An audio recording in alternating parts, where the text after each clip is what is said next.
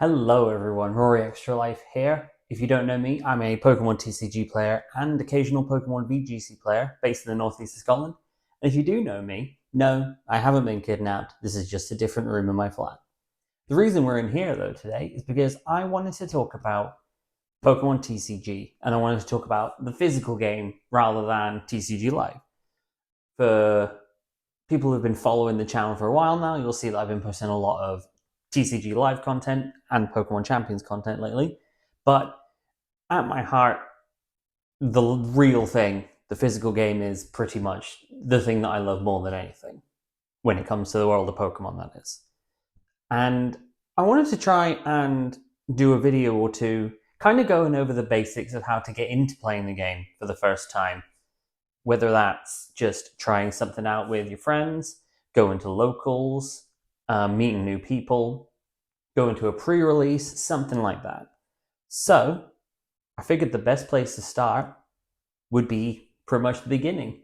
So the basics of how to play the game in the first place, what sort of accessories you're going to need, some pretty good ideas for how you can organize your collection, bits and pieces like that, and of course, where to find places you can play. So I think the only way to start is to start from the beginning. So we'll do that. Now, the way that we start with this game is someone needs to go first and someone needs to go second. And that's decided using a coin flip with heads or tails. However, when you're playing the physical game, there are very few people that like to play with coins. So we simply go for a dice with even numbers being heads and odd numbers being tails. So one person offers to roll, says heads or tails, the other person heads. Heads it is, so they won the coin flip, so they get to decide who goes first or second.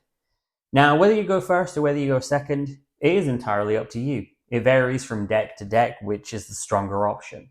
Decks that like to evolve Pokemon more quickly tend to go first, and decks that rely on single prizes that can swing quite quickly can go second. But we'll get into that a bit more shortly. At this point,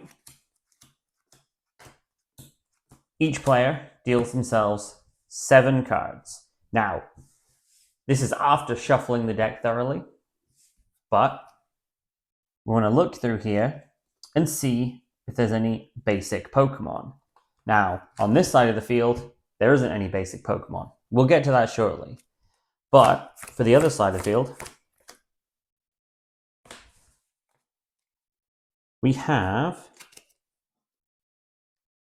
1 basic Pokemon. Now, the basic Pokemon is determined by this layering up in the corner here. If you compare that, say, to Combuskin, which is a Stage 1 Pokemon because it evolves from Torchic, or Dragapult, which is a Stage 2 Pokemon because it evolves from Dracloak, which evolves from Dreepy. When you place down a basic, you must start with a basic Pokemon in the active spot, which is right here. This gets placed face down, and then this player, now that they've definitely confirmed they have a basic, will put 6 cards here as your prize cards. This player, on the other hand, though, they don't have any basic Pokemon, at which point they would show it to their opponent to say, hey, look, I don't have any basics. This is called a mulligan. And what all that does is forces that player to shuffle their deck. 5, 6, 7. And normally the other player might put a dice on top of their deck. You might see this happen. That signifies that there's been 1 mulligan. We'll get back to that in a moment, but we will make sure that this side can also play too. And there is a basic. So the basic Pokemon gets placed face down in the active position. So before we go any further, a mulligan basically means that your opponent had to shuffle and start again. For each time your opponent does that, you get to draw 1 extra card and put it into your hand before the game even starts. At this point, the player that goes first takes their turn, and both the active Pokemon get flipped face up. At this point, whoever's turn it is, let's say it's this side's turn, will draw a card and add it to their hand. So, during your turn, there's a number of actions you can take. You can bench as many Pokemon as you want, up to the limit of 5 Pokemon. You can attach an energy card to a Pokemon. You can play trainer cards, or you can evolve Pokemon. Now, with trainer cards, there is some minor exceptions. For example, stadiums like this, you can only play one stadium during your turn, and there can only be one stadium in play. The other thing is supporters. Supporters are very, very powerful cards, but you can only play one supporter during your turn. Additionally, if you're going first, you cannot play a supporter on your first turn. Otherwise, the implications of some of the things that can happen there, it gets very bad if you play turn 1 supporters. There are some supporters that allow you play the supporter on your first turn going first, but anytime there's an exception to the rule, it is specified on the card. So, we can play an item card. So with this deck, we can play Buddy Buddy Poffin. That lets us search our deck for 2 basic Pokemon with 70 or less HP and put them straight onto our bench. So we can pick a couple of Pokemon here. It's a couple of different options. So I think I'm going to place Dreepy and Torchic on my bench. And then, every time you search the deck, you shuffle your deck afterwards. It specifies it on every card. If you're going to use multiple search items before you have to draw cards at any point, you can just announce to your opponent, hey, I'm going to be going back in before I need to draw again. And 9 times out of 10, they're like, yeah, that's fine. So you don't have to just spend ages shuffling, only to then search again. After you shuffle, you offer to your opponent to let them cut the deck. Now, I've got a couple more basic Pokemon here, so I'm going to put them on the bench as well. So I've got a pretty healthy bench. But that's all I can do with my turn. Unfortunately, since I'm going first on this side, I can't attack. So we've put a stadium in play, put some Pokemon in play, we've used an item, not had any energy in our hand, so we're not able to attach for turn, and that's fine. So passes play to the next player. And once again, start your turn, draw a card. Now, there's a couple of options here. So we can bench Budew here. We can also use an item, like a Pokepad, to search our deck for a basic Pokemon. Like this one. And then, we also have some other options here. This one we can't use just now, because it says that we can attach energy from the discard pile to a benched ends Pokemon, but we've not got any energy in the discard pile, which is normally here, which is where this trainer card will go. We've also got 2 evolution Pokemon, but Darmanitan, there's no Darumaka on the bench, so that's a no-go. And Zoroark, but Zoroark came into play this turn. If either of these was, if this one here was a Zoroark and was in play already, we wouldn't be able to evolve that this turn either, because it's the first turn it's been in play. So we have to wait till the next turn before we can evolve. But we do have what is that? Oh, that's the card I drew for turn. We do have a supporter, Lily's Determination, which we can play, which allows us to shuffle and draw more cards. Shuffle our hand in, draw some more cards. Hopefully we get an energy so I can explain attacks, but if not, I will just find an energy, just to make this easier. Now, anytime that you shuffle your deck, it is common courtesy to offer to your opponent, would you like to cut? So that involves just cutting your opponent's deck. You don't have to cut if you get offered, but you do have to offer. And then we draw the cards that we need to draw for that. So we've got a couple of interesting ones here, but most importantly, we have ourselves an energy. And we can attach that for turn so that we can potentially look at attacking with this Yveltal next turn. We also have a trainer here. It's a different color. This is known as your ace spec, a card that you can only have one ace spec in your deck, period. And in this build, I've put Secret Box. Now, it's a very powerful card, but we won't use it just now because after this turn, there's probably going to be one or two things I cover, and that's about it. But at this point, we check the energy requirements of Yveltal. So Yveltal has 2 attacks.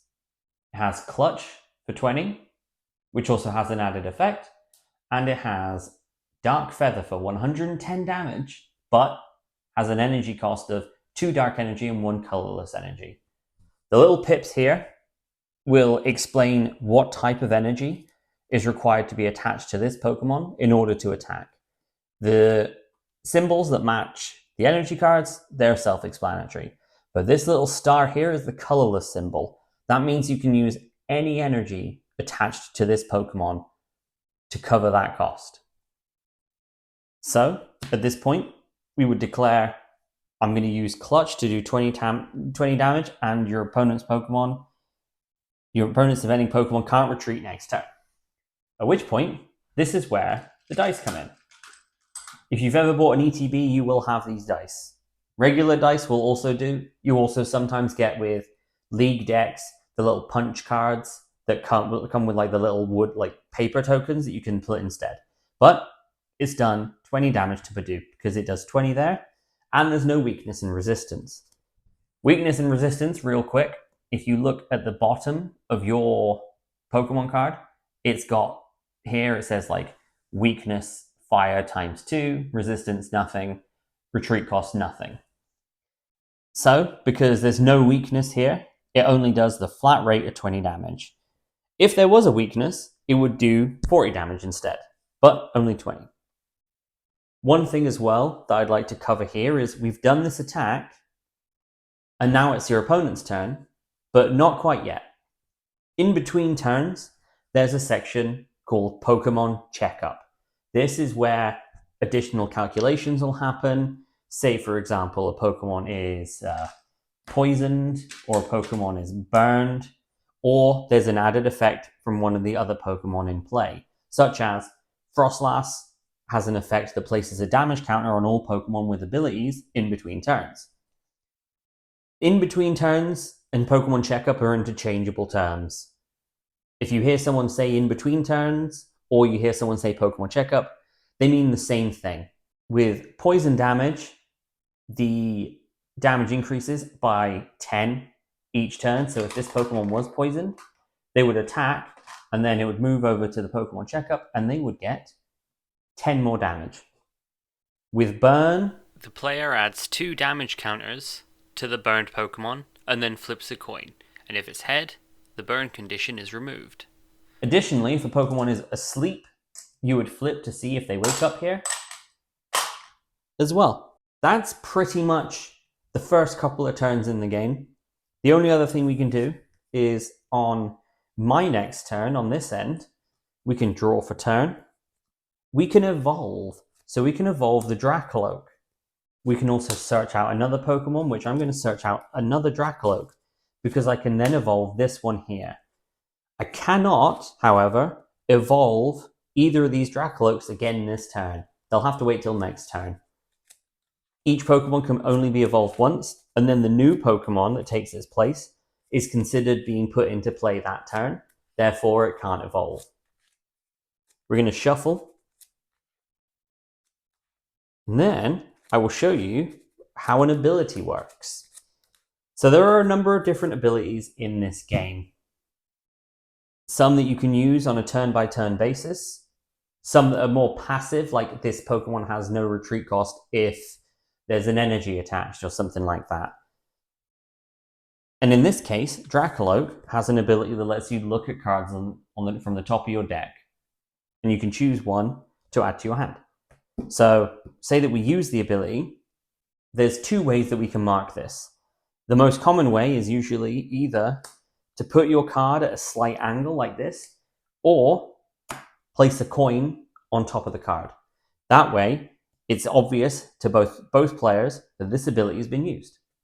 So, that ability lets us look at the top 2 cards of the deck. Both of them are the same, so it doesn't matter which one I pick. So I'll pick one, and then the other one goes to the bottom.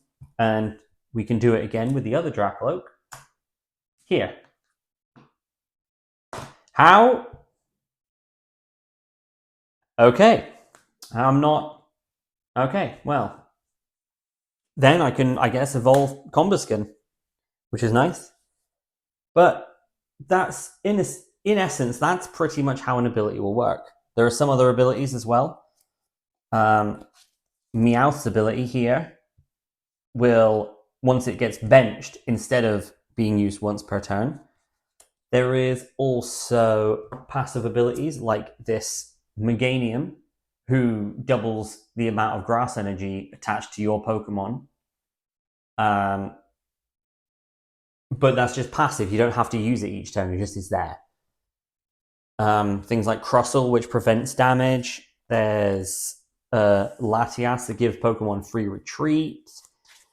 There's all sorts of different abilities in the game, and they're all very useful to use.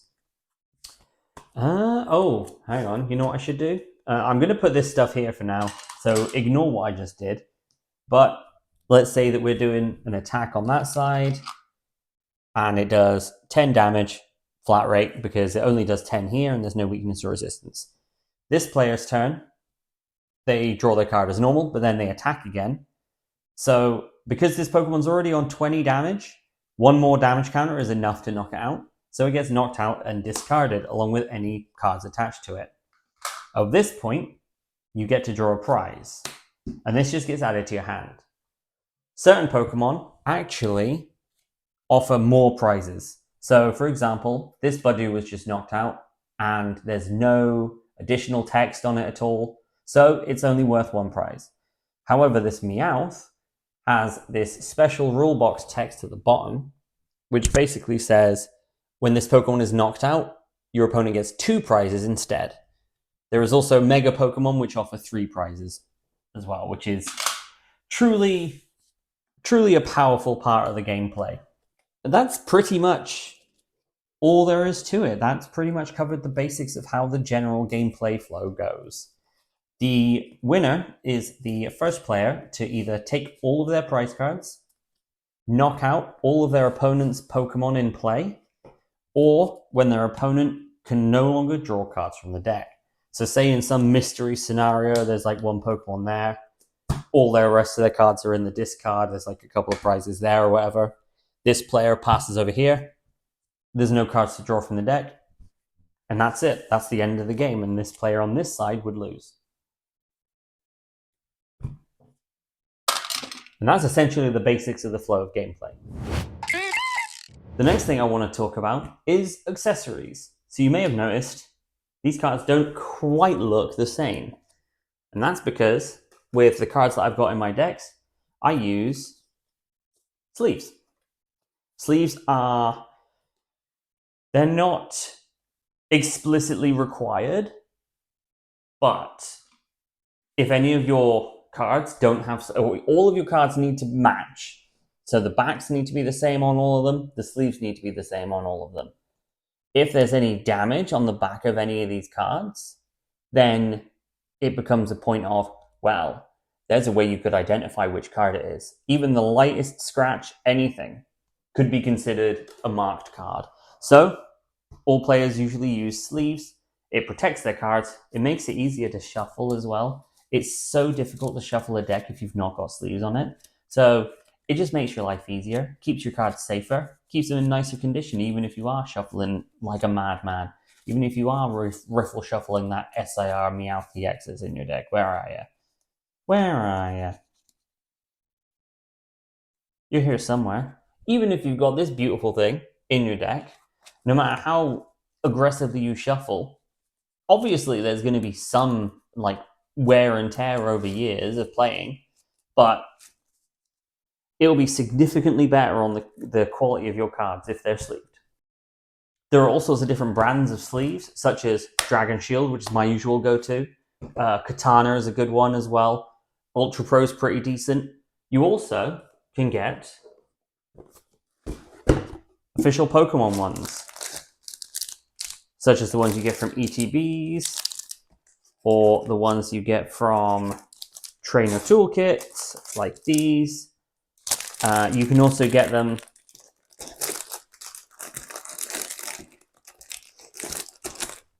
You can also get them from, your local game shop. You can get them from the Pokemon Center website. And even though the Pokemon Center is difficult to get cards from, it is incredibly easy to get TCG accessories from. There's always stock of something. Other TCG accessories include playmats. Playmats are not that expensive. This is my pile of playmats. This isn't even all of them. I also have one that I'm using as a desk mat for my PC. But you've got all sorts of different cool designs when it comes to playmats. Like, you can get plain, generic, boring ones that are like just a single color or whatever. Those are fine. As long as you've got a playmat, you're going to have a good time. You can get, for example, this one is from Worlds 2023. This one from the 151 UPC. There's a Lorcana playmat in here for some reason, because I like Steamboat Willie. This is a knockoff one, to be honest, so we won't look at that one too long. Just pretend you didn't see that. Is this camera on? Yeah, we're live. Oh, nah, I ain't seen nothing. I ain't seen nothing. But like, you can get some as being a participant. You can get exclusive ones at events. You can get some from premium collections. You can get some from even just ordering straight from the Pokemon Center, like this one here. Generally, you're looking at for sleeves, you're looking at about 10 to 11 pounds for a box of sleeves. Well, about 9 to 11 pounds for a box of sleeves.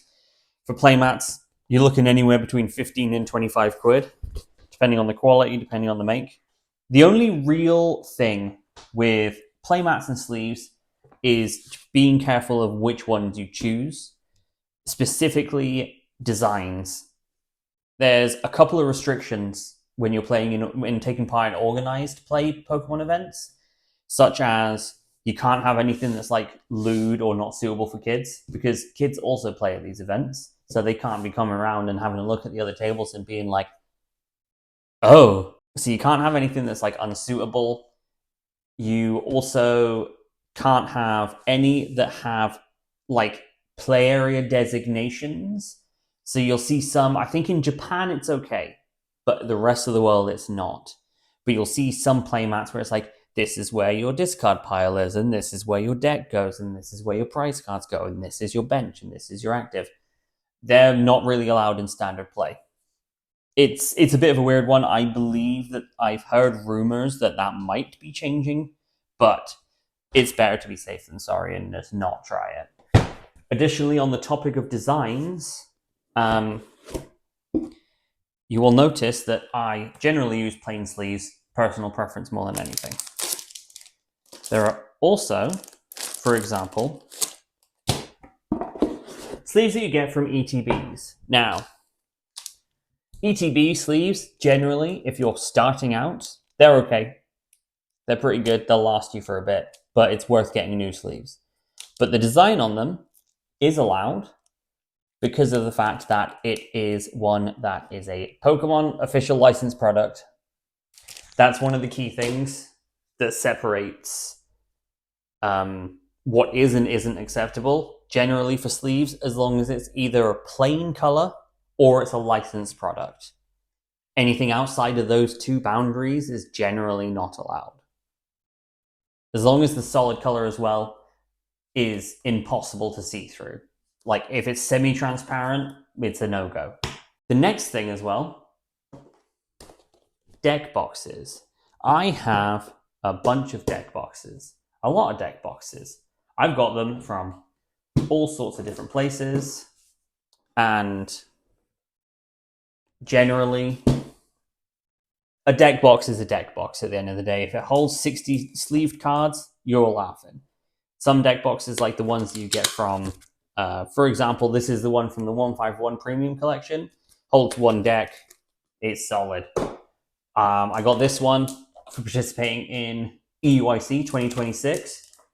Got it as a participation gift, along with this cool playmat and a few other goodies, like this hat. This one, bought from Pokemon Center at an event. And then this one I just bought from Pokemon Center. You can also just get generic deck boxes. Again, don't get ones that look obscene. I don't think that's really a problem with deck boxes, but just, it's a box that your cards go in. it's as long as it holds the cards and keeps them safe and you can't lose it, then that's all that really matters for a deck box. One last accessory as well that's very important if you're attending a larger event is Let me go! No! Stop! No! a good luck charm. So this is a weird little ruling where you are allowed one small plushie on your table at large events. Yeah, that's the end of that. That's the end of the tweet. So the next thing I want to go over is storing your Pokemon cards. Now, there's a couple of different ways you can do this, but probably this is the way that I do it. In my opinion, is probably the best way to do it as a player. First and foremost, binders are important. First of all, you need one that's a good trade binder for when you're doing trades. When you're going to events, you're going to have excess cards that you don't quite need, but you're like, they're worth something. I could probably get something I could use or get something that I'd like. So what I normally do is I will have a binder for each set that comes out. I will fill in at least all the basic cards from the binder, like this. This is a bit of an extreme example. For some reason, I had it in my brain that I wanted to kind of try to master set this set, and let me tell you, no, it never even got close. I haven't even seen a pack of Prismatic in over a year at this point. But you can just have a look through it. And the key thing with this set as well, or the key thing with these binders, is they're good for trying to put a deck together. So have a binder for each set if you can justify it, where you can have each of the individual cards from the set in here and you can go through and have a look and be like, cool, I would like to build a deck that's, for example, built around Groudon. You can see like, oh, well, this seems like a good card. It lets you attach energy to hand or discard extra energy from Pokemon and stuff. Or you can see like, oh yeah, this would pair really well with, this. And you can have a browse and just start to formulate ideas by having just a visual representation of each of the cards here, like right in front of you. And I think it's something that's helped me in the past when building like just off meta decks. Additionally, when you have a lot of cards, using empty ETBs to store your bulk in, or you can get boxes off of like Amazon, which have like loads of different divided sections. Great for storing cards. I, for example, generally like to favor having sets in the matching ETBs, but sometimes like I'm not very good at keeping the sets. So here, I've even got just like this box is essentially filled with a lot of different potentially meta-relevant cards, although it's kind of mixed in with a bunch of other ones after I did a tidy recently. But having a look and seeing which sort of cards you think will do well and keeping them separate from the ones that you know won't, it makes a huge difference. The last two things I want to show you is some more binders. And I'm telling you, binders are good. These are my trainer binders. The trainer binders are... It's a Ron Seal job, basically. It does what it says on the tin. These are massive binders that I keep every regulation set, which we will talk about shortly. Every regulation set where I just have each pocket holding a full play set of each of these trainers. It just means that I always know where the cards I need are. Because while the Pokemon will change from deck to deck, trainers are a lot more universal. So I've just got tons and tons of pages of cool, and then we go into like stadium cards, we go into like Pokemon tool cards. We continue onwards, and there's even more, and there's special energy, and I think that's it for the special energy for this section. So having each binder separated by regulation as well means that when rotation comes along, it's easy to take this set, this binder here, and put it somewhere else. Because the regulation marks, and which we'll get into, change on an annual basis. So each Pokemon card will have a regulation mark in the bottom left-hand corner of the card. This one here is regulation mark I, which means that's the regulation mark that it was released in. The current regulation mark is J, but if we only used cards from J, there would be only decks involving perfect order. It would be kind of a bit weird. So we are able to use anything with the mark H, I, and J right now. This is my G binder. So this will need to find a new home. I will at some point probably tear everything out of here and change it into the J binder, but it'll be a sad day when that happens. But having these binders means if I'm trying to figure out what sort of like if I have a look at these binders here and I think, okay, I've picked which Pokemon I want to put in my deck.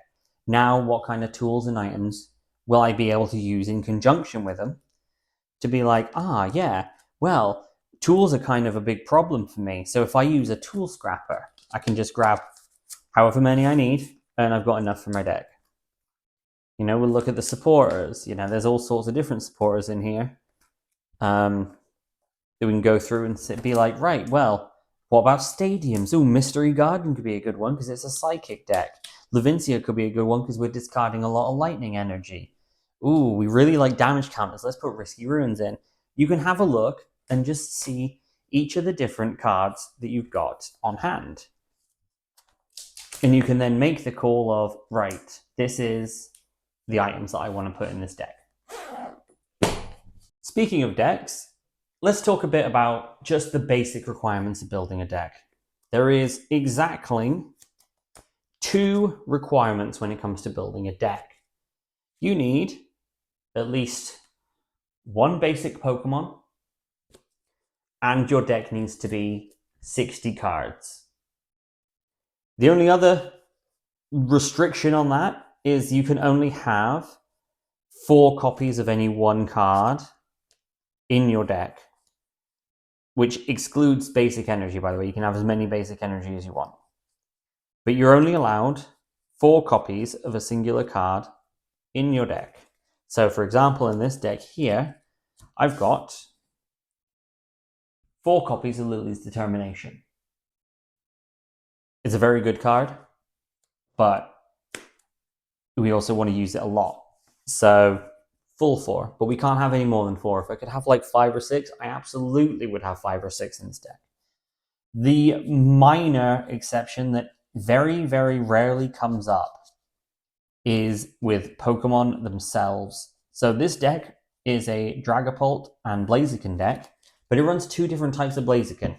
It runs Blaziken EX for its ability, and regular Blaziken because it does a lot of damage to active and bent. These are technically considered 2 different Pokemon because they have 2 different names, with Blaziken EX having the EX added to it. You can in theory have 4 of each. It rarely comes up, but as long as you maintain that rule of at least 1 basic, no more than 4 of any card with the same name, and you have 60 cards, then you've got a legal deck. With standard, the other restriction is to make sure that all of the cards in your deck have either H, I, or J as their regulation mark. But other than that, go crazy. Pick a Pokemon you like, have a look at which trainer cards you got, make them work together. See if there's any support Pokemon that you'd like to add to your deck. Just give it a go. This is the other binder that you want, by the way. I forgot to mention this before. But trade binder. This is where all of my good stuff goes that I'm not actively using. All of my basic EXs, all of my full art EXs, all of my illustration rares, some of my promo cards, a lot of my JP stuff as well is in here. Random page of magic as well, and just a random bunch of assorted crap in the back. But trade binders are really good because you can take it with you to a locals game night and be like, cool, I've got these cards if anyone has anything that I'm looking for. You can literally trade with them because it's a trading card game. You can go to your local card shops, exchange them in for credit, or you can sell them online and use that money to get the cards you want. There's all sorts of things you can do with extra cards. So having them all in a trade binder is great. But you've got your trade binder, you've got your deck, you've got your deck in a deck box, you've got your dice, you've got your counters and everything, you've got your hat, you've got your guy, you've got everything you need. Where are you going to go? Couple of ways you can find places to play. First of all, if you've got any friends that already play, they'll be able to point you in the right direction to some great places. But if not, check out your local game stores first. They are pretty much the go-to place for playing. See if they've got any regularly scheduled or organized play nights. Or you can also use the Play Pokemon website and check out the events tracker. This will show you where weekly locals happen, things like league challenges and league cups, which don't worry about them just yet.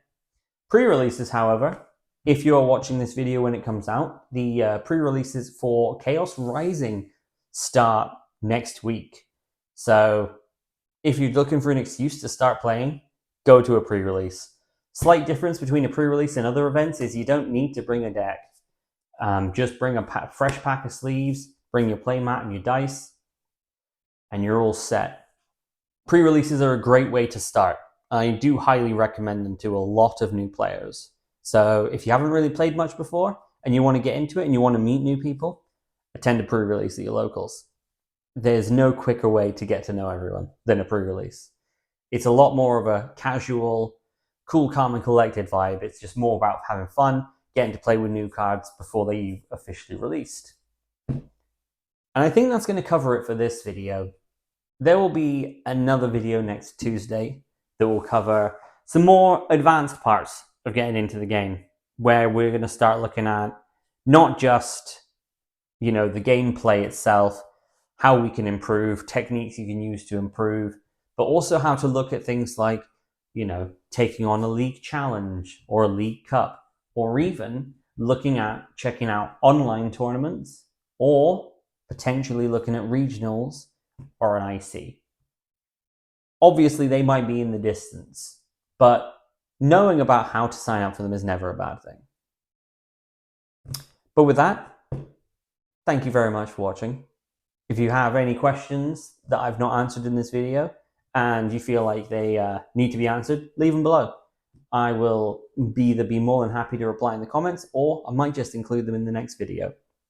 And if you like this, please leave a like. It helps the channel immensely. And, of course, subscribe. But other than that, I think I'm going to go and order a pizza.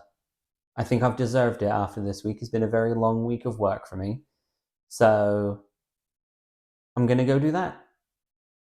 Thank you for watching, and I'll see you in the next one.